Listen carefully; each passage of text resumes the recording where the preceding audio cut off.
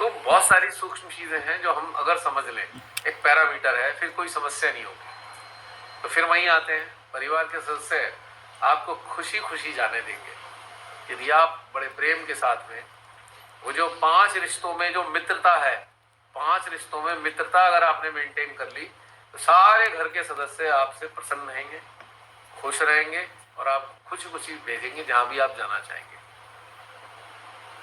क्योंकि घर वालों के लिए भी मेरा संदेश है, बहुत से घर के लोगों को मेरे पास SMS आ जाते हैं, फोन भी आ जाते हैं, जी हमारी जिंदगी खराब हो गई। भैया जिंदगी कैसे खराब हो गई? मेरी पत्नी ने मेरी लाइफ खराब कर दी। मैं कहा भाई कोई किसी की जिंदगी नहीं खराब कर सकता, सवाल ही नहीं उठता, असंभव। ये एक ऐसी चीज है जो गलत फहमी है लोगों को, कोई किसी की जिंदगी खराब कर सकता है। आपका परसेप्शन ही आपकी जिंदगी खराब कर रहा है। आप क्या देखते हो जिंदगी के बारे में, वही आपकी जिंदगी खराब कर रहा है और वही जिंदगी आपकी संवार भी रहा है। कोई पत्नी के लिए कह देगा मेरे से, कोई पति के लिए कह देगा कि हमारी पति ने ऐसा कर रखा, हमारी जिंदगी खराब हो गई। कोई पत्नी के लिए कह देगा मेरी जिंदगी खराब हो गई। तो भाई आई एम सॉरी टू से, किसी की कोई जिंदगी खराब कर ही नहीं सकता। अब बहुत से हमारे से देश के लोग कहते हैं ये जो प्रधान सेवक ने हमारा देश खराब कर दिया। मगर ना, प्रधान सेवक ने देश नहीं खराब किया, आप लोगों के कारण खराब किया है इसने। क्योंकि आप लोग अंधभक्ति करते हो हर चीज में, हाँ ठीक है बहुत बढ़िया है बहुत बढ़िया है, तो उन्हें तो पूरा मौका मिल रहा है। देश के वो नागरिक सारे जिम्मेदार हैं आज ऐसी दशा के, जिन्होंने अपनी पसंद कर ऐसे उन्हें पसंद आने लगी चीजें, जो हमें ये जहर फैलाने को जो पसंद करते हैं, जात पात को जो पसंद करते हैं, धार्मिक भेदभाव को जो पसंद करते हैं, उन लोगों ने हमारे प्रधान सेवक को पूरा ग्राउंड दिया कि लो सेवक जी आप सब कुछ कर लो, सब कुछ छीन लो हमसे, हम फिर भी खुश हैं, बस हमारे हिसाब से देश को बना दो। हमारे जो घृणा है जात पात को लेकर, वो हमारी बढ़ जानी चाहिए घृणा। वो घृणा चारे में फैले, हमारे दिल में बड़ी संतोष होएगा। जिन्हें हम पसंद नहीं करते, जिन जात के लोगों को, जिन धर्मों को हम पसंद नहीं करते, वो नष्ट हो जाएं, चाहे अब हमारे से सब छीन लो हम तब भी खुश हैं। ऐसे लोगों ने उन्हें मौका दिया है देश को बर्बाद करने का।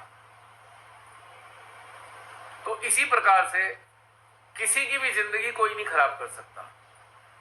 सबका परसेप्शन है कि आप कोई कैसे आपकी जिंदगी खराब कर देगा, इम्पॉसिबल। आपने ही तो मौका दिया है। आपको लगता है भाई आप अपने स्तर पे कुछ नहीं करना चाहते तो मत करो, फिर कोई भी आप किसी को दोष नहीं दे सकते इसने मेरी जिंदगी खराब कर दी। क्यों फॉलो कर रहे हो उस बात को? आपकी कुछ कमजोरियां हैं ना, आपको लगता है आपके साथ का कोई इंसान बहुत खराब है, तो भाई क्यों साथ रह रहे हो उसके? वाई? छोड़ दो, क्योंकि आपको लालच है, आप छोड़ नहीं सकते। आपको बाकी और चीजों का लालच है। आप बुराई तो देख रहे हो, पर साथ में जो सुविधाएं मिल रही हैं आप उसे भी देखते हो, तो उसे छोड़ दो सुविधाओं को, तब कहने का अधिकारी बनो।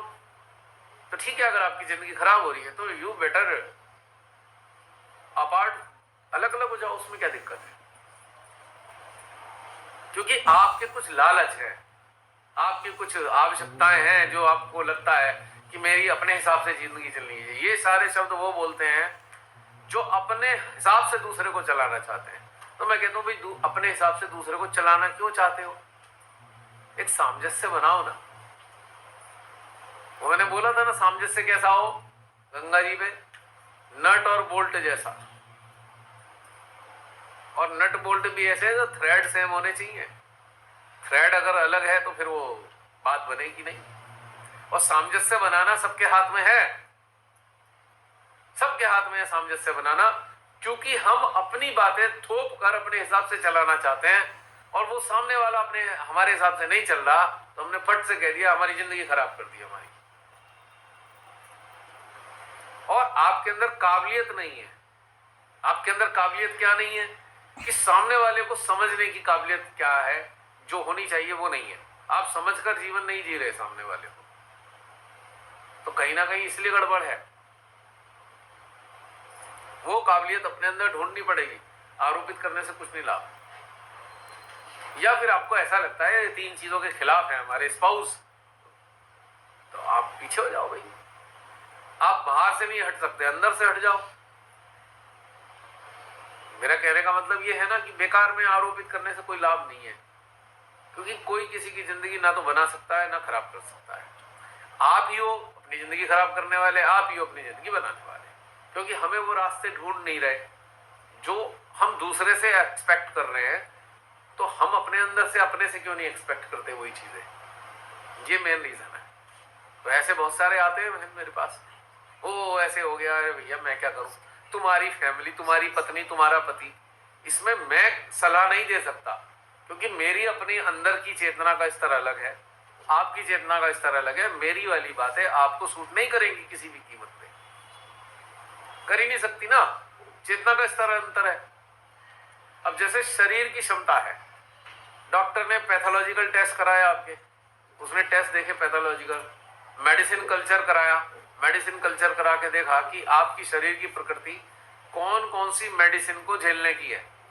एलर्जी का एक कल्चर करा लिया, आप एलर्जेंट कौन कौन से हैं आपके शरीर में जो जरूरत नहीं है, बंद नहीं हो रहा। अच्छा,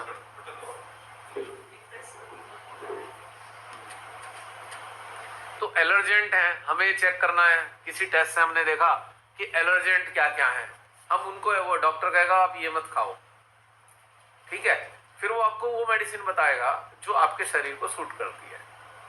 क्योंकि कई बार पूछ भी लेते हैं पर्चा लिखते हुए, आपको किसी चीज से एलर्जी तो नहीं, बीटाडिन से एलर्जी है, सल्फर से एलर्जी है, कोई अगर जख्म है तो ये जरूर पूछेंगे, क्योंकि कई पता लगा ठीक करने के लिए लगाई थी वो तो फैल गया, तो 4 गुना हो गया जख्म। तो ऐसे बहुत सी बॉडी सूट नहीं करती हैं।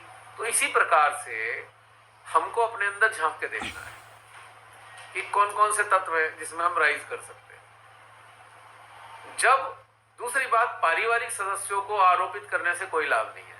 कारण क्या है? एक बड़ा सरल कारण समझ लेंगे तो आपके अंदर कभी ये भाव भी नहीं आएगा। कम से कम आप कभी ये तो नहीं कह सकते इसकी वजह से मेरी जिंदगी खराब हो गई। क्यों? ये मैं यहाँ पे स्पाउस से संबंधित बातें कर रहा हूं, पति पत्नी से संबंधित। जब आप दोनों का जन्म हुआ, किसको पता था कौन किसका पति और कौन किसकी पत्नी? यानी कि आप अलग अलग ट्रेड्स के साथ पैदा हुए हो और काफी लंबे समय तक आप अलग अलग जीवन ही जी रहे हो। तो भाई अलग अलग ट्रेड्स वाले किसी दूसरे की जिंदगी कैसे खराब कर सकते हैं? यहां सामंजस्य की जरूरत है। जो हमारी अवेयरनेस है उसमें इनपुट है, हमारी जीवात्मा का इनपुट है, हमारे माइंड का इनपुट है, माइंड से कंडीशनिंग लेके आ रहे हैं। जीवात्मा से भी, जीवात्मा का इनपुट हमारे पास है, मेमोरी का इनपुट है, मेमोरी। और मेमोरी के कारण ही कंडीशनिंग है। अगर मेमोरी डिलीट कर दी जाए, भगवान जी अगर ऐसा करें बच्चे के पैदा होते ही मेमोरी डिलीट कर दें, कोई झगड़ा नहीं होने का, कोई समस्या नहीं है।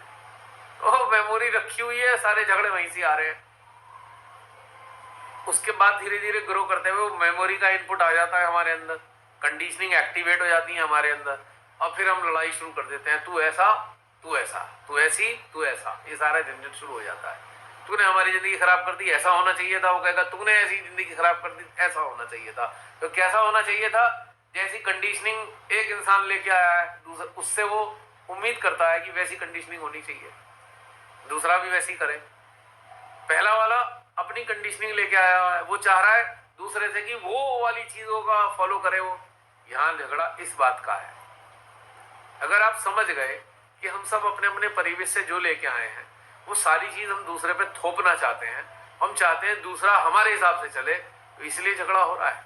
यदि ये समझ में आ जाए कि जो जो दो जीव आत्माएं जन्म लेके आई हैं उनके साथ बहुत सारा इनपुट पहली वाली जीवनों का भी है, और पहले वाले जीवनों के साथ में इस जीवन का शादी होने तक जो संस्कार परिवेश मिले दोनों को, उसका भी इनपुट लेके आए हैं, हमारी अवेयरनेस में मौजूद है। तो हमको किसी पे अपनी बातें लादनी नहीं चाहिए। तो जिंदगी किसी की खराब नहीं होने की, आनंद के साथ रहेंगे, खुशी खुशी। लेकिन नहीं समझते, सब में शिकायत शिकायत शिकायत। बेटा मम्मी की शिकायत कर रहा है, बेटी पापा की शिकायत कर रही है, पापा मम्मी की शिकायत कर रहे हैं, सब शिकायत शिकायत करे जा रहे हैं एक दूसरे से। साधारण सी बात समझ लो भाई, जब जन्म लिया था, अकेले जन्म लिया था, अब मृत्यु भी अकेले ही होने वाली है, कहाँ टेंशन ले रहे हो? जितने दिन मिले हैं खुशी खुशी बिता लो। एक कंपार्टमेंट है जिंदगी रूपी, परिवार के रूप में कंपार्टमेंट मिला है आपको, कुछ समय के लिए खुशी खुशी बिता लो ये यात्रा। काहे को एक दूसरे की कमियां, ये झगड़े फसाद फैला फैला के अपनी जिंदगी खुद ही खराब कर रहे हो। आपका साथ ही आपकी जिम्मेदार जिंदगी नहीं खराब कर रहा है, आप खुद ही खराब करने में लगे हुए हो। क्योंकि हम चाहते हैं कि हमारे हिसाब से चले घर, यही बड़ी समस्या है। सब घर के सदस्यों की प्रकृति को थोड़ा समझो और इस तथ्य को समझो कि सब अलग अलग जीवात्माएं हैं। हो सकता है किसी की जीवात्मा कनाडा से आई हो, किसी की अमेरिका से आई हो, किसी की फ्रांस से आई हो, किसी की आपकी जापान से आई हो, किसी की ऑस्ट्रेलिया से आई हो, किसी की नाइजीरिया से आई हो, किसी की न्यूजीलैंड से आई हो, और वो अपने साथ वो इनपुट लेके आए हैं अपने पिछले जीवनों का। तो इस कारण से कोई समस्या नहीं होनी चाहिए, शिकायत का कोई मैटर नहीं है इसमें, और शिकायत का कोई मतलब नहीं है किसी से किसी की भी शिकायत करने का, बल्कि एक सहयोग और सामंजस्य की जरूरत है। और ये बहुत कॉमन शिकायत होती है कि वो हमारे तो ध्यान में बहुत वो हो गए हैं, मशगूल हो गए हैं, और ये वो फला फला। भाई अंडरस्टैंड करो, अगर कोई आपका पति या पत्नी या बच्चा या बेटी ध्यान में जुड़ गई तो अपने पीछे से जो संस्कार लेके आई है उसके कारण जुड़ी है। आप नहीं लेके आए हो तो इसलिए आप नहीं जुड़े, तो इसमें झगड़े की क्या बात है? और परिवार टिका है सहयोग पे। सहयोग, एक दूसरे को कोऑपरेट करने के लिए परिवार है, शासन चलाने के लिए परिवार थोड़ी मिला है कि हम अपने ही शासन चलाएंगे, हमेशा अपने हिसाब से ही पूरे परिवार को चलाएंगे। ये तो बहुत गलत बात है। अब हमारे प्रधान सेवक जी अपनी ही चलाना चाहते हैं। 550 रियासतों से मिलकर भारत बना है, 550 रियासतें मिलकर भारत बना, तो 550 प्रकार की संस्कृति हमारे भारत के अंदर है। तो हमारे प्रधान सेवक जी अपनी क्यों चलाना चाहते हैं सब पे? वो जो सोचते हैं वो सब पे क्यों ला देना चाहते हैं भाई? क्योंकि उनके अंदर अहंकार है, मैं ऐसी सीट पे बैठा हूं, मैं सब पे अपने ऊपर शासन कर सकता हूं। तो ये देश भी तो एक परिवार है जिसमें अलग अलग संस्कृतियों के लोग हैं। तो एक संस्कृति कैसे लाद दोगे, एक धर्म कैसे लाद दोगे पूरे उस पे? और धर्म लादने की जरूरत क्या है? संविधान इसलिए तो बनाया गया था, 300 लोगों ने मिलकर संविधान बनाया है। 300 प्रबुद्ध लोग जो समाज से आते थे, जो पढ़ाई लिखाई से आए थे, जो लीगल डिपार्टमेंट से आए थे, जो पीएचडी होल्डर थे, जो अनेकों प्रकार के प्रोफेशनल थे, सबने मिलकर 300 लोगों ने संविधान बनाने में मदद की, जो 550 रियासतों के समूह से बना, समूह के लिए बना संविधान। तो आप उसे कैसे नष्ट कर सकते हो? आप ही नष्ट हो जाओगे एक दिन। ये जो 550 लोगों की रियासतों के जो लोग हैं ना, अलग अलग, उनकी जो आत्मा से जो बद्दुआएं निकलेंगी, आप नष्ट हो जाओगे उससे, जो आप नष्ट करना चाहते हो सबको। ये बात पक्की है। और भारत का जो भगवान संविधान है, कौन किस धर्म को मानता है, कौन किसको पूछता है, ये उनका व्यक्तिगत मामला है। इसको आप लाद नहीं सकते किसी पे, किसी भी कीमत पे। तो यही परिवार है। अब अगर हम कहें कि एक परिवार में 5-6 लोग हैं अलग अलग चेतना के, तो ऐसे ही इस देश में अलग अलग चेतना के लोग हैं। अब पूरे विश्व की दृष्टि से देखा जाए तो भारत एक परिवार है, और जो परिवार का मुखिया है अपनी कैसे चला सकता है सारे सदस्यों के ऊपर? सामंजस्य तो उसे बैठाना पड़ेगा। तो ऐसी परिवार में सामंजस्य बैठाना पड़ेगा। अगर परिवार चलाना है तो जितने लोग हैं उनकी भी सुननी होगी, उनके हिसाब से चलना होगा, थोड़ा थोड़ा एक आपस में कोऑर्डिनेशन बनाना पड़ेगा। देश चलाना है तो देशवासियों के हिसाब से चलना पड़ेगा, कोऑर्डिनेशन बैठाना पड़ेगा। एक बार को आप बड़े हो जी, आप अपनी चला सकते हो, लेकिन बाकी तो लोग फॉलो नहीं करने के बाद में अपने अपने रास्ते निकल जाएंगे, फिर क्या कर लोगे? तो ये जो थोपा थापी है, ये समस्या है। परिवार के परिवार खराब है इसलिए क्योंकि वो सब अपनी थोपना चाहते हैं। पुरुषों को भी बीमारी है, हम तो कमाते हैं, हम अपने हिसाब से चलाएंगे। महिलाओं को भी बीमारी है, कुछ महिलाओं को, हम घर चलाते हैं, हमारे हिसाब से चलेगा। बच्चे हैं वो बड़े हो रहे हैं बेचारे, वो तो पिसते हैं, वो फिर अपनी चलाना चाहते हैं, तो वो सुनता नहीं कोई घर का, तो वो फिर अपनी चलाते हैं, आपको काट देते हैं अपने सर की, भैया तुम तो बैनिस्ड हो, यू आर बैनिस्ड। घर के लोगों को काट देते हैं कि भाई हमारा एक सर्किल है, हम उसमें जिएंगे, यहाँ पे आप लोगों की एंट्री नहीं है। आपने देखा होगा कभी कभी शादियों में, देखा है बैचलर्स पार्टी होती है कभी कभी, उनमें बड़े लोगों का आना वर्जित होता है, कोई पैर नहीं रख सकता उसमें। बैचलर्स पार्टी देखा है ना, शादी ब्याह में अक्सर होती है। वो इसलिए है भैया, आज बैचलर होने का सुख ले ले, कल का पता नहीं तेरे को क्या होने वाला है, आज ले ले जो सुख लेना है। और जिनकी शादियां हुई भी होती हैं, दोस्त वोस्त वो भी आते हैं, हाय क्या दिन हुआ करते थे। अब तो चलो भाई खुद पार्टी में वो वाली फीलिंग ले लो, चाहे वो लड़की हो या लड़की हो, पत्नियां हो, सब बैचलर्स पार्टी का मजा ले रहे होते हैं फ्रेंड्स की, नहीं। लेकिन वो फीलिंग उसके पीछे क्या है कि बड़े लोग नहीं आएंगे भाई, बड़े लोगों के लिए बैन है ये। और लिटरली मैंने तो ये भी देखा है, अरे आप क्यों आ गए हो, ऐसे भी सुना है मैंने। कुछ लोग बड़े से बच्चे कह रहे होते हैं आप क्यों आ गए यहाँ पे, आप नीचे जाओ नीचे जाओ। वो छत पे रखेंगे ज्यादातर अपने घर की। और अब तो जिनके जो फ्लैट्स वगैरह में रहने वाले हैं वो किसी बैंकेट हॉल में या कहीं इसमें रेस्टोरेंट वगैरह में रखते हैं, और बड़े लोगों की तो कोई एंट्री नहीं होती। कारण क्या है, वो जो एक्सप्रेस करना चाहते हैं। अगर पेरेंट्स इतनी लिबर्टी देते रहे तो वो फिर उनको दिक्कत नहीं है। बैचलर पार्टी में वो कहेंगे पेरेंट्स हैं, नहीं है कोई परेशानी नहीं। लेकिन जिन्होंने पेरेंट्स ने कहा भाई ये तुम ऐसे करो, तो उनके कहेंगे भाई तुम हट जाओ, हमें जीने दो कुछ दिन। तो ये वाली बात समझिए। बैचलर्स पार्टी का तो मैंने एक उदाहरण दिया है खाली। आम जीवन में भी हर मनुष्य एक स्पेस चाहता है। स्पेस देखा है ना, स्पेस। सेकंड माइक चाहिए क्या हमें? है जी, सेकंड माइक और चाहिए? माइक वाला है वो। मेरे ख्याल से जरूरत है क्या? मेरी आवाज तो पहुंच रही है क्या? ले लो, अगर लाए हैं तो ले लो, अगर ले आए हो तो भाई दे दो। कैसे होगा वो भी बता दो। अभी लगे तो बात अगर नहीं है तो कोई समस्या नहीं है, क्योंकि आवाज यहाँ तक तो पहुंच ही रही है और 3 दिन में भी पहुंचेगी।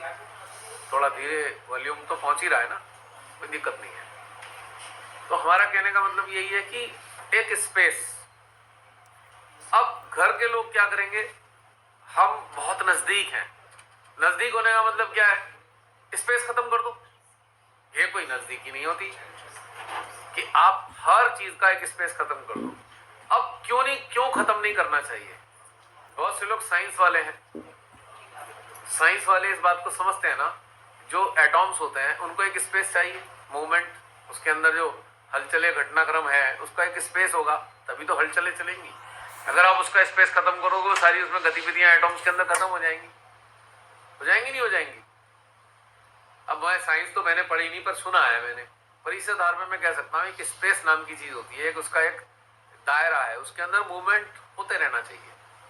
अगर वो खत्म कर दोगे, ये पुतली है आंख की, ज्यादा मुझे पता नहीं साइंस का, पर मैं आंख की पुतली को देखता हूँ। अगर ये जो आई बॉल है, अगर इसमें थोड़ा स्पेस ना होता तो ये मूव कैसे करती? सोचो, थोड़ी देर के लिए फिक्स कर दें इसे, इसका बिल्कुल स्पेस खत्म कर दो, 0/0 पे ले आओगे तो आई बॉल भी मूव नहीं कर सकती, फिक्स हो जाएंगी। नहीं, आर्टरीज में अगर फ्लेक्सिबिलिटी ना हो, आर्टरीज में, तो कहीं से भी फट जाएगा। जैसे ही हम भाग के आएंगे, हार्ट बीट बढ़ेगी, बीपी शूट करेगा, आर्टरीज को फाड़ देगा, पता लगा रप्चर हो गया, अंदर से हेमरेज हो गई, कभी कहीं से हो गई, कभी दिमाग से हो गई, कभी कहीं से। क्योंकि जो फ्लेक्सिबिलिटी है यही तो बचा के रखी हुई है हमें। तो जब हमारा पूरा शरीर, ये कहानी बता रहा है कि पूरी फ्लेक्सिबिलिटी पे ही शरीर चलता है, इनके अंदर जितने अंग हैं उनके मूवमेंट के लिए एक स्पेस है, इनको वर्क करने के लिए फिक्स कोई नहीं है, उसे बिल्कुल फ्रीज नहीं कर रखा। तो भाई जिंदगी में भी, जिंदगी नाम की जो एक शरीर है, जिंदगी नाम का शरीर, जिसमें पारिवारिक सदस्य नाम के अंग हैं, परिवार नाम के अंग हैं, अलग अलग प्रकृति वाले। जैसे हमारे शरीर में कोई भी अंग दूसरे से मैच नहीं करता, उसकी प्रकृति, सारे अंग जो हैं अलग अलग प्रकृति के एक शरीर के अंदर है, और अलग अलग प्रवृत्ति के या उसकी प्रवृत्ति के अंग हैं, अलग अलग क्वालिटी वाले, तभी वो एक कॉम्बिनेशन बनकर पूरा शरीर चलाते हैं। सोचो, हमारे पूरे शरीर में किडनी ही होती तो क्या होता? दिल के स्थान पे भी किडनी, दिमाग पे भी किडनी, तो क्या चल जाता काम? सोचो, जो अपने हिसाब से परिवार चलाना चाहता है, जो अपने हिसाब से ही देश चलाना चाहता है, इसका मतलब ये हो गया कि पूरे शरीर में किडनी लगा दो बस, क्या चल जाएगा? फेफड़े की जगह भी किडनी, दिमाग की जगह भी किडनी, लीवर की जगह भी किडनी, पैनक्रियास की जगह भी किडनी, तो क्या शरीर चल जाएगा? हमारे प्रधान सेवक तो ऐसी करना चाह रहे हैं देश में तो क्या देश चल जाएगा? नहीं चलने का ना। भिन्नता है, और एक भिन्नता होने के साथ में एक मूवमेंट का एक जगह दी हुई है उसकी। अब फेफड़े एक्सपेंड करते हैं, सांस भरते हैं, फेफड़े फूलते हैं, सांस छोड़ते हैं, फेफड़े पिचक जाते हैं, कॉन्ट्रैक्शन एंड एक्सपेंशन, ये चलता है सारा सिलसिला। और जब ये सिलसिला चलता है सांस के साथ, तो ब्लड सर्कुलेशन भी इसी के साथ कोऑर्डिनेट करता है, हार्ट भी हिसाब से पंप करता है, तो सारा कोऑर्डिनेशन है ना। जब शरीर में कोऑर्डिनेशन है, तो ये कोऑर्डिनेशन देश में क्यों नहीं हो सकता, और ये कोऑर्डिनेशन घर में क्यों नहीं हो सकता? कोई भी एक अंग, परिवार भी अनेकों प्रकार के अंगों से मिलकर चलता है, कोई भी एक अंग कैसे अपनी चला सकता है? मान लो हार्ट अपनी चलाने लग जाए, तो क्या किडनी काम करने लगेगी? का हार्ट भी किडनी को कोऑर्डिनेट करता है, किडनी पैनक्रियाज को कोऑर्डिनेट करती है, ब्लड सर्कुलेशन पता नहीं कितनी चीजों को कोऑर्डिनेट करता है, वेसल्स हैं हमारे, ब्लड वेसल्स कितने करते हैं, तो पूरा शरीर का सारा सिस्टम कोऑर्डिनेशन बेस्ड है, तब ये जिंदा है। तो परिवार में अगर कोऑर्डिनेशन नहीं है, तो फिर जिंदा कैसे रहेगा वो परिवार? कहां चल पाएगा? कोई भी एक मुख्य सदस्य कहे मैं बहुत कमाता हूं, या कोई कहे मैं घर चलाती हूं और मेरे हिसाब से चले पूरा घर।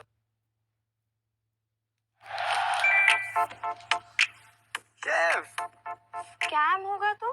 ब्लू टिक है शेफ। Trusted businesses को पहचानो in a flash with Meta Verified Badge. Message privately with multiple layers of protection. WhatsApp.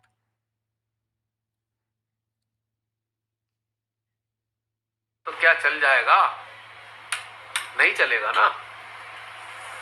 तो इसी प्रकार से जो शिकायत करने वाले हैं घर के सदस्य, जी हमारा सदस्य जो है ये करता है, वो ये है, वो है, अब ये ध्यान में जुड़ गया है, तो भाई मेरे, अगर ध्यान में ना जुड़ा होता, कुछ और कर रहा होता, तो क्या कर लेते आप?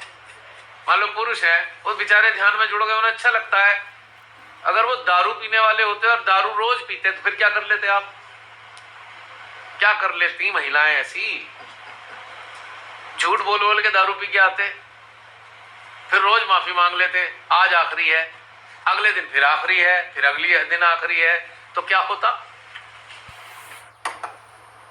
तो भाई ध्यान में चला गया, ऐसी महिला है, महिला किट्टी पार्टियों में बिजी हो गई, ध्यान में बिजी हो गई, तो आपको कष्ट हो रहा है। किट्टी पार्टियों में बिजी हो गई तो क्या होगा?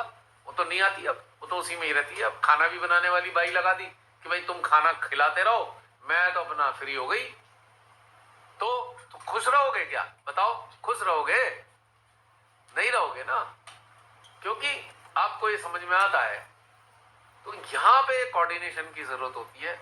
कोई भी एक अंग परिवार का दूसरे अंग पे हावी नहीं होना चाहिए, कभी भी हावी ना हो और अपनी ना चलाए, तो बड़ा स्मूथ परिवार चलेगा। भाई ध्यान से जुड़ने के बाद क्या पाप हो गया? जो ध्यान में जुड़ने वालों को ये कह देते हो कि भाई ध्यान में चले गए, पाप थोड़ी है ये। जो पाप कर रहे हैं उन्हें आप पाप नहीं मानते। रोज बार में जाना, रोज पैक चढ़ाना, तो वो पाप नहीं है, लेकिन वो ठीक है, सोसाइटी में ऐसा है। अब सोसाइटी पूरी गड्ढे में जा रही है, उसे आप ठीक मानते हो, और उसमें से एक निकल के दो निकल के जो है ध्यान के अंदर जुड़ना है, तो आप उन्हें खराब मानते हो, उसमें आपकी जिंदगी खराब हो जाती है तुरंत। कैसी मूर्खतापूर्ण बात है ये आपको प्रसन्न होना चाहिए। अब जो ध्यान में जुड़ते हैं वो खर्चा भी थोड़ा कम कराने लगते हैं, भैया थोड़ा खर्चा कम हो जाता है क्योंकि उनका चित हट गया, फैशन से चित हट रहा है, भीड़ इकट्ठी करने से, वार्डरोब का बोझा बढ़ाने से चित हट गया, गहनों से चित हटता जा रहा है महिलाओं का, पुरुषों का भी बहुत सारी चीजों से चित हट रहा है, उसका फ्रेंड सर्किल घटता जा रहा है। इतना बड़ा फ्रेंड सर्किल होता था, 100 लोग होते थे, अब क्या पता लगा अब तो है ही नहीं फ्रेंड, अपने जीवन में खुश हैं, शांत हो गए, तो खर्चा भी तो कम हो गया। भाई खर्चा खाली पुरुष ही थोड़ी करते हैं, स्त्रियां भी करती हैं। दोनों के खर्चे कम हो रहे हैं, गारंटी से बता रहा हूँ। स्त्रियां ज्यादा करती हैं? स्त्रियां ज्यादा करती नहीं, मेरे सामने तो ऐसे ही पुरुष हैं जिनके खर्चे अनाप शनाप है। शौक महंगे होते वो बहुत कॉस्टली शौक होते हैं। मैं तो दोनों ही देखे हैं। बड़े बड़े होते हैं। स्त्री जो शौक करेगी ना, अगर मान लो गहने का है तो पैसे एसेट है, एसेट जुड़ रही है। अगर गहने भी इकट्ठे हो रहे हैं तो एसेट जुड़ रही है ना, और कठिन समय में काम आ जाते हैं वो। लेकिन पुरुष जो खर्चा करते हैं शौक, वो कुछ काम नहीं आता, किसी के कोई काम नहीं आता। अब घोड़ा रेस खेलने वाले हो गए तो क्या करेंगे, हैं? कैसीनो में जाने वाले हो गए तो क्या होगा, तो वो उससे क्या रिटर्न मिलने वाला है? शेयर बाजार में लगा। हाँ, शेयर में MCX मार्केट में लगा रखा है। उसमें पता लगा पूरा का पूरा दुकान ही गिरवी रख दी उन्होंने लालच में। तो मेरा कहने का मतलब है, एक सेकंड जरा ये बैटरी चेंज कर लूं। तो हम क्या कह रहे थे, हम तो भूल ही गए। नहीं, वो तो नंबर तो पता है, मैं कुछ और टॉपिक कह रहा था, टॉपिक था ना। ज्यादा खर्चा करते हैं। हाँ, खर्चा। तो खर्चा जो है कम हो जाता है मेडिटेशन से जुड़ने वाले लोग। जैसे मैं तो अपने व्यक्तिगत जीवन में देखता हूँ, हालांकि मेरा खर्चा पहले भी कोई खास नहीं था, लेकिन मैंने देखा कि दिल ही नहीं करता कुछ ऐसी चीजें लेने का जो हम ऐसे ही शौक में ले लेते हैं, नीड ही नहीं है। हम लोग जो मेडिटेशन से जुड़ जाते हैं, हम केवल एक वास्तविक आवश्यकता वाली चीजों पे खर्चा करते हैं, यूजलेस चीजों पे कोई खर्चा नहीं होता हमारा। तो बेकार का देखी देखी, किसी की देखा देखी खर्चा कर लो तो उससे वेस्टेज ही तो है, वेस्टेज ऑफ मनी है। आउट ऑफ कंपटीशन, एक प्रतिस्पर्धा कि हम लाए तुम भी लाओ, ये सारा लफड़ा खत्म। क्योंकि जब चेतना ही हमारी संसारिक चीजों में उलझी हुई नहीं है, तो हम एक संसारिक जीवन वैसा जीते हैं, क्वालिटी लाइफ, कि जिसकी जरूरत होगी वही इकट्ठा करेंगे, वही लाएंगे अपने पास में। संग्रह करने की बीमारी खत्म हो जाती है ना, इकट्ठा कर लो। प्रतिस्पर्धात्मक रूप से हम इकट्ठा कर ले, या हमारे अंदर बीमारियों पर हर बार ये चीज नहीं होनी चाहिए। एक बीमारी होती है क्योंकि हमें दूसरों को दिखाना है, दूसरों को दिखाना है, अच्छा आपकी बार ये लिया, अगली बार ये लेंगे, उसके अगली बार ये लेंगे। कोई ये ना कह दे अच्छा वही पुरानी वाली चीज पहन ली। मैं तो 91 का सूट अब भी पहन लेता हूँ। 91 का सूट है मेरे पास, 2 सूट है। कभी भी शादी में, आज अभी भी शादी में पहन लेता हूँ मैं। मुझे तो कभी नहीं ऐसा लगा कि 91 का आउटडेटेड पहन रहा हूँ। फैशन क्या होता है? कुछ भी नहीं है। फैशन तो यहाँ माइंड की बीमारी है, इट्स ए डिजीज। आपकी पर्सनालिटी पे जो फवे, जो खिले, आप वो पहनो। अब वो आउट ऑफ फैशन हो या आउटडेटेड फैशन हो, इससे कोई नहीं फर्क पड़ता। आपका व्यक्तित्व, आपके शरीर की आकृति जो है, उसके अनुरूप आपके जो परिधान होने चाहिए, तो हर चीज ठीक है। अब हमारे देश ने तो सफेद हाथी पाल रखा है, बहुत तगड़ा खर्चा है उसका, आप सब जानते ही हो कितना भयंकर है। हम सब की आय उसी के पेट में जा रही है हर तरीके से। वो तो अपने पूरे शौक पूरे कर रहा है, और हमारे शौक कहाँ गए? हमारे तो शौक बेचारे खत्म हो गए।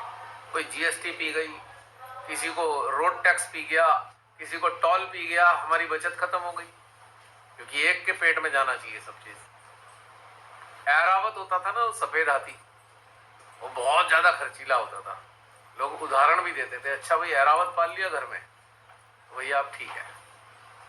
अब जैसे किसी की 50,000 रुपए इनकम है, वो BMW खरीद के रख ले अपने पास में, तो क्या होगा उसका हाल? सोचो, पूरे परिवार की जो आवश्यकता की पूर्ति होती, वो सारी उसके सारा खर्चा BMW ले जाएगी, उसकी मेंटेनेंस ले जाएगी, उसकी सर्विस ले जाएगी, उसके बॉडी, उसके जो पार्ट्स हैं अगर रिप्लेस करने पड़े तो वो चले जाएंगे। तो सफेद हाथी पाल लिया ना, कहते हैं ना, इतनी महंगी गाड़ी ले ली, सफेद हाथी पाल लिया, उसके खर्चे बहुत हैं। देश ने भी एक सफेद हाथी पाला हुआ है आज की तारीख में, और वो पूरे दुनिया, हमारे भारत की सारी आय को चूसे जा रहा है लगातार। तो प्रतिस्पर्धा है ना। अब उसको तो बेचारे को कॉम्प्लेक्स है, मेंटली डिसऑर्डर है, कि जो पिछले जीवन में उसने नहीं किया वो सारे इसी जीवन में कर लेना चाहता है। तो चाहे कुछ भी हो जाए, सबको मार मूर के भी अपना ठीक है, सबका पैसा खा जाओ। रिक्शा वाले से भी उसे पैसा चाहिए, दिहाड़ी वाले मजदूर से भी उसे पैसा चाहिए। वो बेचारा दिहाड़ी वाला मजदूर, कोई ऐसी चीज नहीं है जिसपे GST ना देता हो, छोटा सा दिहाड़ी वाला मजदूर। शिक्षा पे, हमारे देश में शिक्षा पे इतनी भयंकर टैक्स लगा हुआ है, इतनी कॉस्टली शिक्षा हो गई है। ये सब चिंतन का विषय है कि हमारा रोल देश के लिए क्या है, हमारा रोल घर के लिए क्या है, हमारा रोल जो है समाज के लिए क्या है, हमारा रोल हमारी अपनी लोकेलिटी के लिए क्या है, और हमारा रोल मानवता के लिए क्या है। और ये कौन सोचेगा? जो जागरूक होगा। और जिसके घर के लोग मेडिटेशन से जुड़े हुए हैं सही मायने में, तो उसको तो प्रसन्न होना चाहिए कि हमारे घर में एक ऐसा मानव है जो मानवता की सोचता है। हम तो केवल अपने छोटे स्वार्थ के लिए रोए जा रहे हैं, रोए पड़े हैं हम तो अपने स्वार्थ पूर्ति के लिए। जो एक जागरूक मानव है वो तो पूरे विश्व की सोचता है, प्रसन्न होना चाहिए। अब मैंने एक बार देखा था, वो गांधी जी के जो पुत्र ने शिकायतें करी गांधी जी की, ये गांधी जी ने ख्याल नहीं रखा। अरे भले मानस, इतनी बड़ी शख्सियत की छत्र छाया में तेरा जन्म हुआ, तो अपनी छोटी सी तुच्छ चीजों के लिए रोए पड़ा है कि मेरी आवश्यकताएं पूरी नहीं हुई। जो ऊंचे दर्जे के लोग होते हैं वो अपने घर तक सीमित है क्या? और जो अपने घर के लोगों की शिकायत करने वाले राम जी के भक्तों से मैं कहना चाहता हूं, क्या राम जी अपने घर के लिए कुछ कर पाए क्या? जिसे राम जी की हिस्ट्री पता है, कहीं से भी पता लगी हो कैसे भी, क्या राम जी ने अपने परिवार के लिए कुछ किया? बता दो आप मेरे को ईमानदारी से। क्योंकि वो तो पूरे विश्व का कल्याण करने आए। और राम जी के उपासक, राम जी के भक्त, राम जी का जो है जयकारा लगाने वाले अपने परिवार के सदस्य को पट्टे में बांध कर रखना चाहते हैं। कैसे संभव है ये? सोचने वाली बात है, चिंतन का विषय है। और किसी के घर में ऐसा शख्सियत है जो विश्व के लिए चिंतन करता है, जिसका अपना समय विश्व की चिंता में जाता है, यह मानवता नष्ट हो रही है। चलो वहां थोड़ी देर बैठ के चित्त डाल दो, माँ का प्रेम प्रार्थना कर दो, ऊर्जा पहुंचा दो, तो ऐसे व्यक्तित्व तो वैश्विक व्यक्तित्व है। वो वैश्विक व्यक्तित्व आपके घर में है, आपका घर का सदस्य, आपको तो प्रसन्न होना चाहिए। आप तुच्छ अपनी छोटी छोटी आवश्यकताओं की पूर्ति में ही लगे पड़े हो, शिकायतें करे पड़े हो, और आप सोच रहे हो कि मेरा जो सदस्य घर का ध्यान से कैसे जुड़ गया, मैं उसे गले में पट्टा डाल के बैठाऊं। आप दुर्भाग्यशाली हो जो आपको समझ में नहीं आ रही वैल्यू। और इसका बहुत बड़ा खमियाजा आपको भुगतना पड़ेगा यदि आप किसी ध्यान से जुड़े लोगों को सताओगे। फैक्ट बता रहा हूं मैं, बहुत भारी कीमत चुकाओगे अपने जीवन में। क्योंकि जिसको परमात्मा ने वैश्विक चिंता के लिए तैयार किया है, वैश्विक कल्याण के लिए तैयार किया है, और आप उसे गर्दन में बांध कर पट्टा बैठाना चाहते हो, तो चेतावनी है। श्री माता ने भी कई बार अपने लेक्चर्स में कहा है। अगर ये बात समझ में नहीं आ रही हो तो श्री माता कुछ लेक्चर सुन लो तो समझ में आ जाएगी कहानी। पूरे विश्व में ध्यान से जुड़े लोग उंगलियों पे गिन सकते हो आप, सही मायने में जो ध्यान से जुड़े हुए हैं। यहां मैं कट्टरपंथियों की बात नहीं कर रहा हूं, यहां मैं धार्मिक लोगों की बात नहीं कर रहा हूं, यहां मैं बात कर रहा हूं आत्मिक रूप से जागृत लोगों की। और आत्मिक रूप से जागृत लोगों की गर्दन में पट्टा कोई डालने वाला इस धरती पे तो पैदा हुआ नहीं, क्योंकि उनको संरक्षण स्वयं परमात्मा का है। परमात्मा ने चुना है उन्हें। उनकी गर्दन में कौन पट्टा डाल सकता है परिवार के रिश्ते के नाम पर? यदि आपको थोड़ी बात समझ में आ जाए तो आपके लिए खतरे की घंटी बज चुकी है अगर आप ऐसा प्रयास कर रहे हैं। बहुत से मेरे पास शिकायत भी करते हैं, हमारी पत्नी ने या पति ने श्री माता की फोटो फेंक दी, फाड़ दी। तो ये समझ लो आपने अपने जीवन में अपना इतना बड़ा अहित कर लिया है जिसकी आप कल्पना ही नहीं कर सकते। क्योंकि श्री माता के साथ 33 करोड़ देवी देवताओं की शक्ति कार्य करती है। अगर आपने उनका अपमान कर दिया तो आपने अपने जीवन में खुद ही अपने हाथों से ऐसा विष घोल लिया है जिसकी प्रतिक्रिया, जिसका असर आपको जन्म जन्मांतर तक भुगतना पड़ेगा। 100 जन्म आपके बस नष्ट भ्रष्ट हो जाएंगे अगर आपने ये हरकतें कर दी हैं, श्रीमाताई की फोटो को फेंक दिया आपने, फाड़ दिया आपने अपने अहंकार में और अपने उसमें चूर होकर, तो आपको अंदाजा ही नहीं है। साथ में मैं ये भी बात बताना चाहता हूं, क्योंकि मैंने बहुत से ऐसे लोगों को देखा जिन्होंने अहंकार में श्रीमाताई की फोटो फेंक दी, फाड़ दी, गंदी जगहों पर फेंक दी, उनकी पूरी जिंदगी नष्ट हो गई, उनके कैंसर हो गए, कैंसर हो गया उन्हें, और भीख मांगते हैं वो अपनी जिंदगी की, मुख्य अंग खराब हो गए और वो नरक में आज की तारीख में। मैं पर्सनली जानता हूं ऐसे लोगों को, हकीकत में बता रहा हूं मैं आपको। तो ये बात समझ लीजिए, जो भी ध्यान से जुड़े हुए लोग, जो जागृत लोग हैं, उनके परिवार के सदस्यों को ये बात अच्छी तरह समझ लेनी चाहिए कि अगर आपका घर का सदस्य जो ध्यान से जुड़ा है, आपकी जिम्मेदारियों को जो उसका सामर्थ्य है पूरी कर रहा है, तो आप उस पर अपना पूरा कब्जा जमाने का प्रयास ना करें। आपका वो आपके अपने शरीर से आपकी सेवा कर सकता है खुशी खुशी, पर आप उसकी आत्मा पे कब्जा करने का प्रयास ना करें, आप उसकी सांसों को कंट्रोल करने का प्रयास ना करें, क्योंकि सारी देव शक्तियां आपको नष्ट कर देंगी, इस लेवल पे नष्ट कर देंगी जिसकी आप कल्पना ही नहीं कर सकते।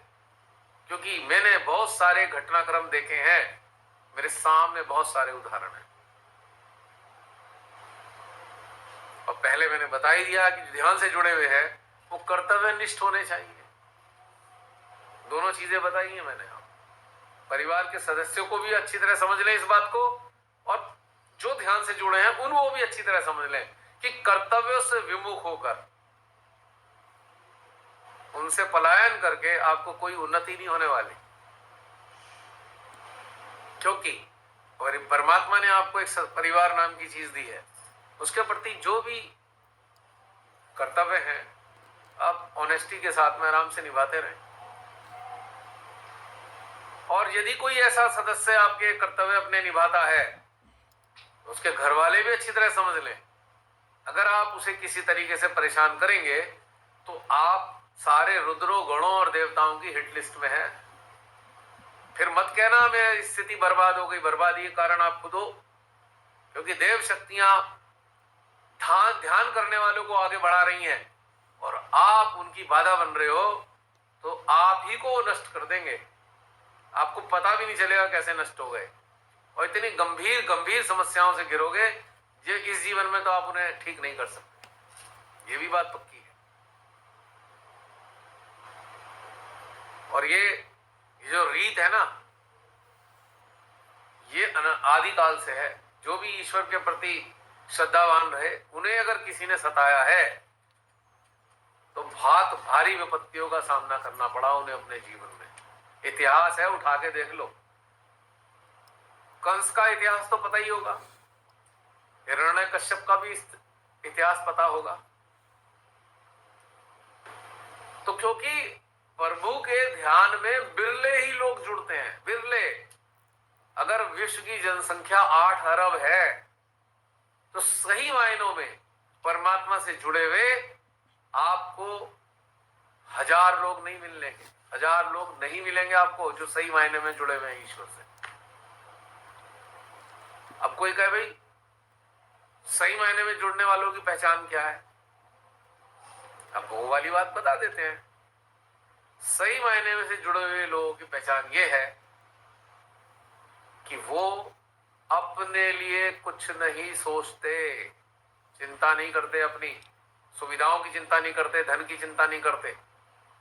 उनकी चेतना में ये रहता है कि भाई यहाँ पर वो कलकत्ता में लोग अत्याचार हो रहा है मानवता पे, वो मुंबई में वहां पे मानवता पे अत्याचार हो रहा है, वो इजराइल में अत्याचार हो रहा है, वो फलस्तीन में अत्याचार हो रहा है, वो ये देखते हैं। उनके पास टाइम नहीं है अपने लिए चिंता करने का।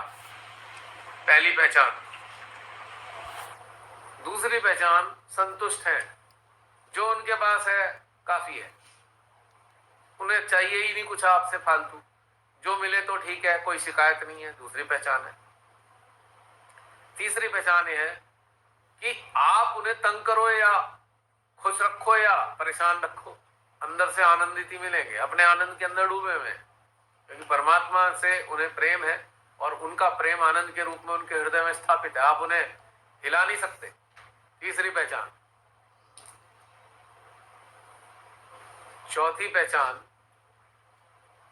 किसी से घृणा नहीं करते, सिवाय मानवता की बुराई करने नष्ट करने वालों को, सिवाय प्रकृति को नष्ट करने वालों से और सिवाय परमात्मा की खिलाफत करने वालों से ही घृणा है। उनके कर्मों से घृणा है, शरीर से घृणा नहीं है। चौथी चीज, आप कितना ही तंग करते हो फिर भी आपकी जो जरूरी चीजें हैं वो पूरी कर देते हैं, मन में मैल नहीं रखते। ये पहचान है चौथी। किसी ने कितना ही अहित कर रखा हो, पांचवी पहचान, पर वो बदले में उसका अहित कभी नहीं करते। पांचवी पहचान, जो ईश्वर से जुड़े हुए लोग होते हैं। छठी पहचान, आप उन्हें कितनी गाली दे दो वो आपको गाली नहीं देने वाले पलट के, बिल्कुल भी नहीं देने वाले, क्षमा करते रहते हैं सब। छोड़ते रहते हैं। क्योंकि गाली आप दे रहे हो, आपके अंदर गालियां हैं, उनके अंदर गाली नहीं है तो वो आपको गाली कैसे देंगे? जब गाली जिसके अंदर है, गाली तो वही देता है, और जिसके अंदर गाली है वो उसके संस्कार है। ध्यान वालों के तो संस्कार गाली देने के नहीं है। छठी चीज, किसी से प्रतिस्पर्धा नहीं रखते। पड़ोसी क्या लाया, घर का सदस्य क्या लाया, उन्हें कोई भी खुश होते हैं, अच्छा भाई तू लिया है, बहुत बढ़िया बहुत बढ़िया। उनके अंदर ईर्ष्या नाम की चीज नहीं है। सातवीं चीज, उनके अंदर अहंकार भी नहीं है। जो है जैसे भी है प्रसन्न है, अहंकार किसी बात का नहीं, क्योंकि वो जानते हैं तूने कुछ नहीं करा, जो दिया परमात्मा ने दिया। जो परमात्मा ने दिया, अहंकार किस चीज का? परमात्मा ना देते तो तू कहां से ले लेता, उन्हें ये पता है। पर आप जो कब्जा जमाने की कोशिश करते हो, आपको ये बात पता नहीं है। इसलिए समझना बहुत जरूरी है इस बात का। कभी संस्कार के नाम पे, कभी रीति रिवाज के नाम पे, कभी पद के नाम पे, कभी रिश्ते के नाम पे आप ध्यान करने वालों को अगर तंग करोगे तो आपके इसी जीवन के ही नहीं, आगे के कई जन्म नष्ट हो जाने वाले हैं। लिखित में दे सकता हूं क्योंकि मेरे सामने अनुभव है। कोई कहेगा भाई इस जन्म का तो आप बता सकते हो, अगले जन्म का कैसे बता सकते हो? किसके जन्म कैसे खराब हुए, किसने क्या किया होगा? मैं बता सकता हूं। कैसे? आपने देखा है किसी का हाथ नहीं है, हाँ जी देखा है, वो वही है जिसने अपने हाथ का दुरुपयोग किया, उसका हाथ नहीं मिला। टांग नहीं है, टांग के दुरुपयोग किए, किसी को लात मारी होगी किसी अच्छे इंसान को, नहीं मिली लात, अब की बार टांग नहीं है। कटोरे वाले देखे हैं? हाँ जी देखे हैं। वो जो गाड़ी रुकते ही आ जाते हैं, कौन लोग हैं वो? जो लोभी, लुच्चे, लालची, चोर, बेईमान लोग हैं, वही भिखारी बन के चारों तरफ घूम रहे हैं। बौद्ध ने भी भिक्षा मांगी थी, वो राजा थे, अहंकार खत्म करने के लिए मांगी थी भिक्षा बौद्ध ने। भिखारी थोड़ी थे, वो राजा थे, वो तो छोड़ के आए थे। और भिक्षुक बन के उन्होंने अपना अहंकार राजा वाला खत्म करना चाहा, इसलिए वो भिक्षुक बने, पर वो भिक्षुक थोड़ी थे।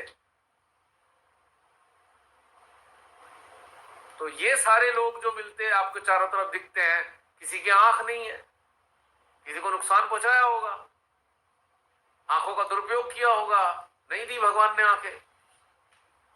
ये सारी बातें क्या बताती हैं कि पिछले जीवनों में क्या किया है वो इस जीवन में सामने आ गया।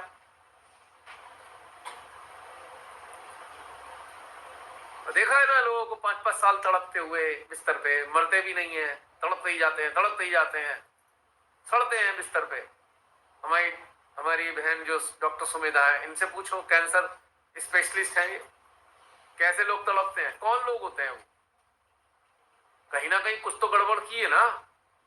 प्रकृति का तो एक सीधा सिद्धांत है, जैसा करोगे वैसा भरोगे। हो सकता है कल को मुझे भी कोई गंभीर बीमारी लग जाए, मेरे भी कष्ट हो, किया होगा कुछ पिछले जीवन में, स्वीकार करता हूं, क्या दिक्कत है इसमें? पर इस जीवन में तो नहीं कर रहा ना, जागृति है ना, नहीं करना, लोभ नहीं करना, लालच नहीं करना, ये सब नहीं करना है ना। किसी को सताना नहीं है, अहंकार में दबाना नहीं है, किसी को अपने अहंकार की पूर्ति का शिकार नहीं करना है। पता है ना इस बात को? नहीं करा ना इस जीवन में, या पिछले जीवन में मैं क्या कर सकता हूँ, मुझे तो मालूम नहीं किस भावना के तहत किया होगा, नो प्रॉब्लम, पर अब तो नहीं किया।